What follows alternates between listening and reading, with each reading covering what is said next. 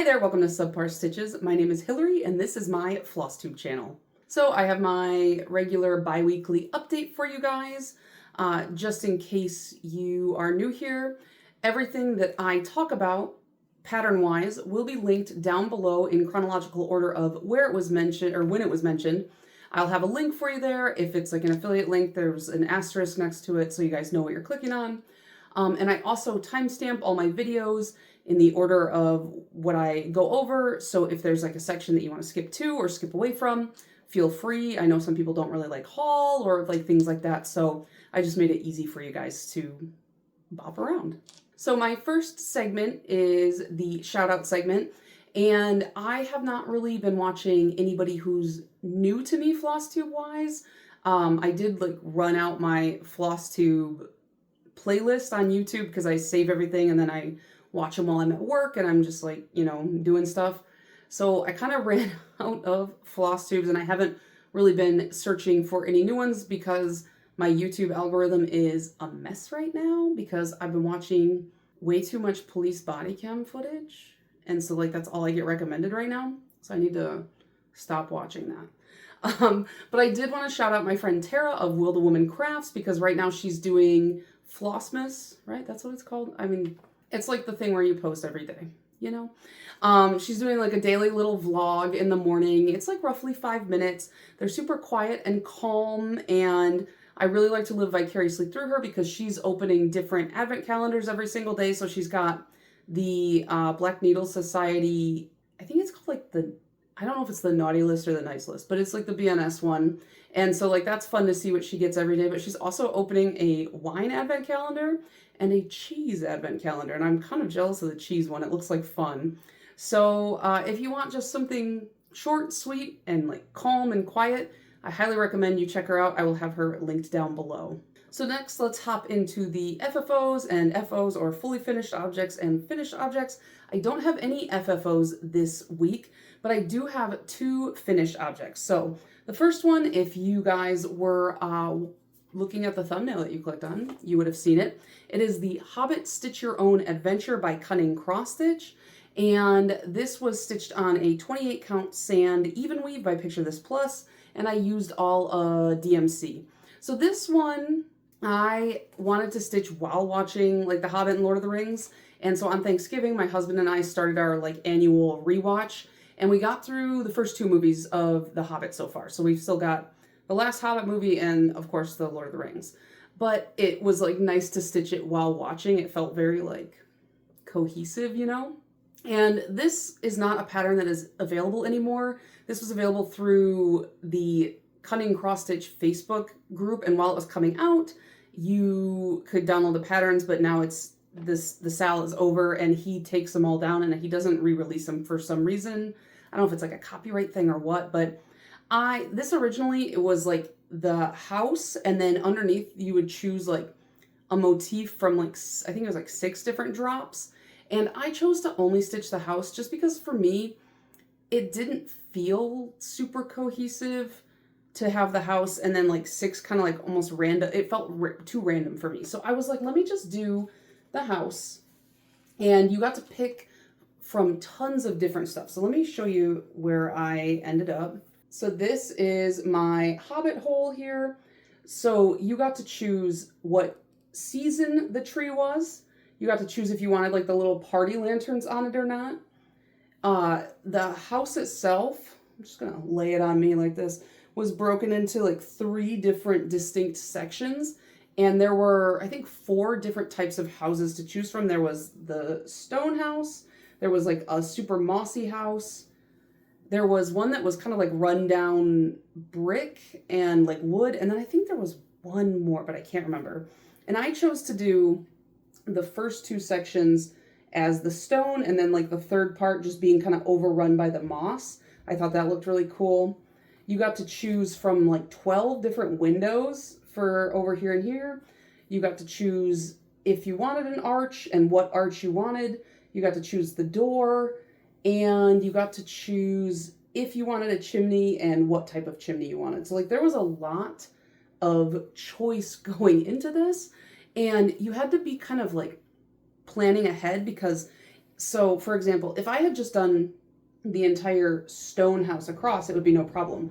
But because I did this mossy part, there was some overlap with the middle stone pattern. So you had to like be aware of what you were going to do. So there was some thinking ahead. And then if you wanted to do an arch, depending on what arch you wanted to do, you had to leave, you know, a certain type section of stitches out. So like there was some brain power that went into this. And then for this one, there's quite a bit of back stitch, and I don't know if you guys can see, there's like a bunch of like French knots here in these vines and over on this side as well. And then there's like back stitch in the arch to kind of give it a very carved look. And then for the windows, I saw somebody do this on the Facebook group and I was like, I have to do it too. The windows were actually left blank inside outside of the back stitching, but I used a DMC Special Effects, and it's like that iridescent one, and I just felt like it looks like real glass in there. So I love this. I love this so much. Some of my backstitch, probably not in the exact correct spot, probably some of my French knots too, but I feel like because it's just like mossy vines, it doesn't matter. And originally I was thinking I would do like a quote along the bottom and then turn this into just like a kind of a long pillow. But I'm not so sure now because I feel like I didn't leave enough space for a quote and a pillow. Maybe I did. Maybe I'm just being annoying. But most of the quotes that I really like from Lord of the Rings are just so long that I'm like, do I want to commit to that much stitching additional? And is it going to look good? And is it going to fit? So I'm going to say this is done for now. I'm going to look at some quotes. I just keep showing you guys because I'm obsessed with this. I love this pattern so much. And it's cool because it was like a choose your own adventure. There's so much like redoability with this one that you could make so many different fun little houses. So I don't know, I could probably do another one in the future and I would enjoy it just as much. I am very excited to maybe pick a quote or maybe just turn it into a pillow. I need a good backing fabric. Should I get like a Lord of the Rings backing fabric or should I just get something kind of like neutral and plain? I don't know. My second finish was Noël en Rouge, the Mary Mary little sweater from Lila's Studio or Lila's Studio, I don't remember. And this was like a start and finish. And this was my weekly start for, I think, last weekend. And I stitched this on a 32 count ivory Jobelin by Witchelt. And I used DMC for it, and I immediately ran out of DMC that I needed for it.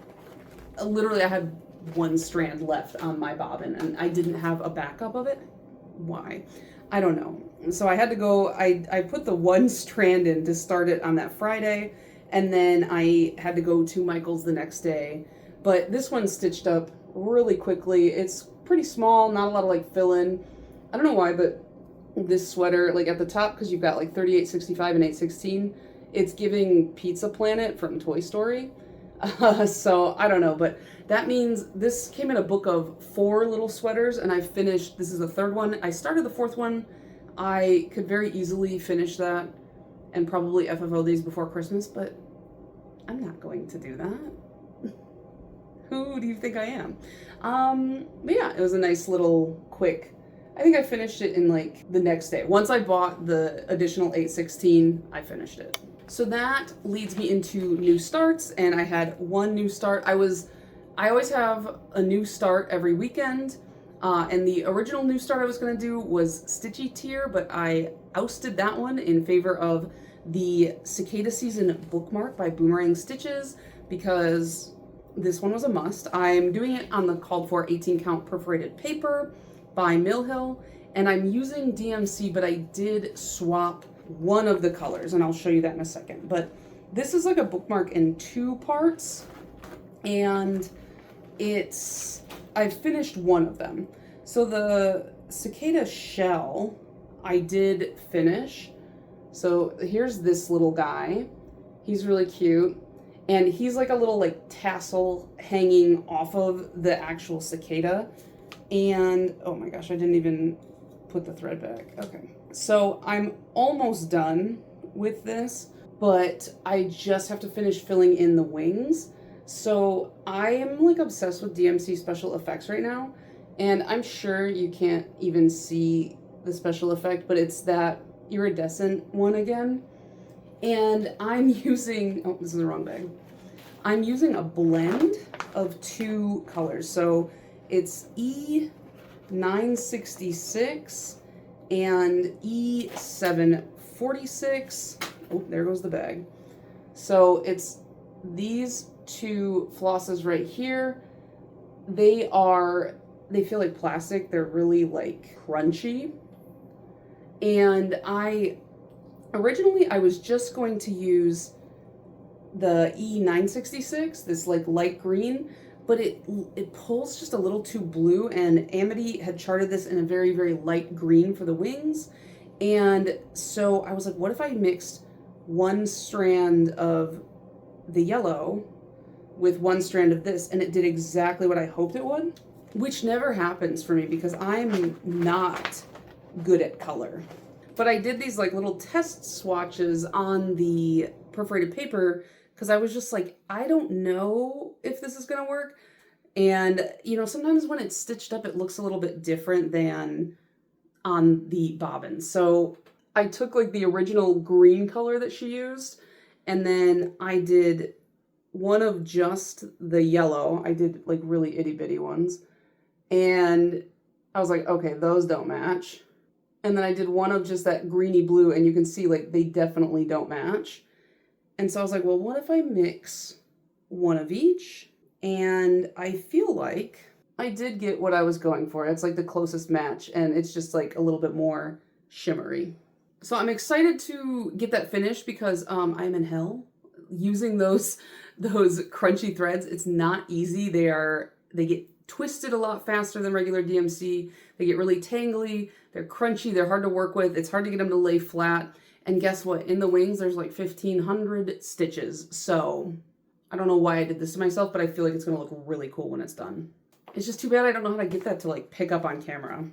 Okay, so that leads us into whips, which of course, first of all, Epic Pokemon Gen 1 by Lord Libidin on 18 count Ada, White Ada by Kato, using all DMC. I'm still hitting my 1,600 stitches a week goal, and I finally got the current frame space totally filled, and so I'm moving the hoop downward next week. I just want to get to the bottom so that I can cut off the excess fabric, but because I'm moving the hoop, I did take it out and iron it so I can show you guys in its full glory. I'm kind of impressed at how much is there, and I'm still only at like 62 or 63%.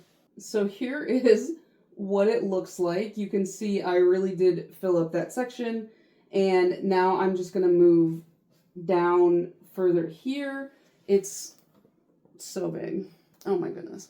And it feels like a tapestry. It's like very thick, but I am like just pulling this out of the hoop and seeing it like this is really crazy to me. Like, I can't believe I've done this much, and I've still got like, I think I told my dad I've got like 44,000 stitches left or something like that. But I am still on track to finish this actually now at this point by May of next year, I think. So it's looking good. But there's not much more to say about that one just because you guys have seen it so many times and you will continue to see it so many times. I can't wait to finish it and like wash it. It's like a baseball bat. But yeah, it's filthy. It's disgusting. I've never had a project get this gross in my life. Usually I'm pretty good about keeping it quite clean, so I don't know. And that's technically one of my whip go calls, because before I decided to do like 1,600 a week, I had put Pokemon on there on my whip go board twice, and I think it got called for like 3,000 stitches for this month, but I'm not even worried about it because doing 1,600 a week, I did like 16 something this week. I'll get another 1,600 next week, and that'll put me over my whip go call. So I'm like whatever on that whip go call. But my other whip go call was to get 4,000 stitches in on Colors of Mexico, which is by Jan Hicks. So I've been working on that at work, which is bad decision because it's on 40 count Cloud Break by Roxy Floss Co., which is a linen. So it's a 40 count linen that I'm bringing to work, which is, it's like not the worst, but then there's, I think I bought like a half yard to stitch this on. it's not even that big. Like, it doesn't need the full half yard, but I wanted all of the fabric. And so it's heavy. In the frame, like, there's so much excess fabric rolled into it, which is why I've gotten all the way over to one side. So now I'm trying to get all the way to the bottom. And then I can cut off all the excess fabric, and then it won't be so daunting on my wrists. But there's a hoop mark in it because I'm going to work on it more tonight, and I just didn't feel like ironing it. But here's where I've gotten to. So you can see I was all the way over to this edge last time, which means I've cut quite a lot of excess fabric I can cut off. But I'd like to cut it all off in like one big L-shaped piece if I can, just to preserve some of it. I don't know why.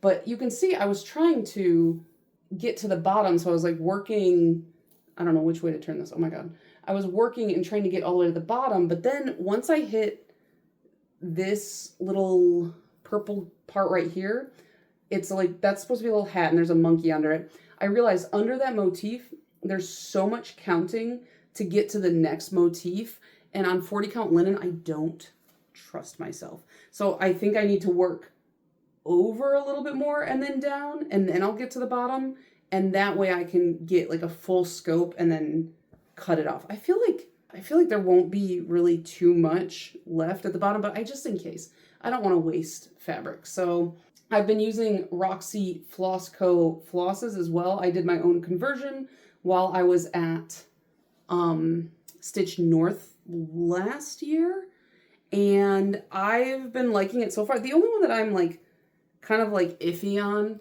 is that brown, but I feel like it'll be fine because I feel like it goes with everything, and there's not too much more of that brown in this piece, so it's really not that big of a deal.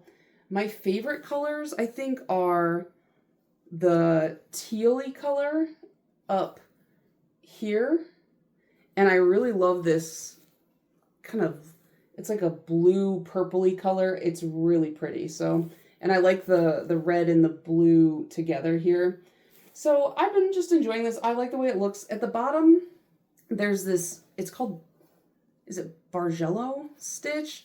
It's like a specialty stitch that she's recharted in just regular cross stitch if you want to, but I'm going to do the Bargello because I think it looks really cool. And I'm stitching 400 stitches minimum on that a day while I'm at works Monday through Friday. So this week and then next week I'll do 400 a day, and then that'll get me to my 4,000. And then that way over my Christmas break, because my job shuts down for 2 weeks in December and January, I want to be able to just do whatever I want for the whole. I don't want to have to worry about whip go goals and, you know, hitting certain numbers outside of Pokemon. So, you know. Okay, so other crafts. I just have a couple of knitting projects that I wanted to show you guys really quick. And the first one is these butter socks. I was going to put them on my, like, things, but I forgot. Actually, I don't even know where they are. They're in a pile somewhere. But I did finish the second sock today.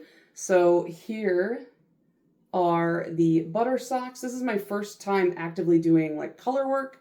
I even wove in all the ends while I was at work. I need to wash and block them just to get them like fully done, but I really like these. I used the Cascades Yarn Heritage in, here's the label if anybody cares.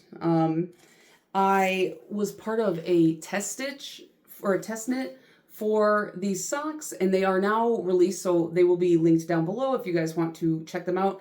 But I'd never done color work until like a month before this. And so I was like, oh, I don't know if she's going to choose me, but she did choose me for the test stitch. And I didn't find, I mean, this is like very, very minimal. So you didn't have too much to worry about. And it was nice for like my first color work. It says but. My first like color work sock, and it's given me a lot more confidence to do more color work. So I'm glad for that. And this yarn is really nice. It's really soft. I've been working on like a knitting project, specifically this knitting project, every morning before I go to work.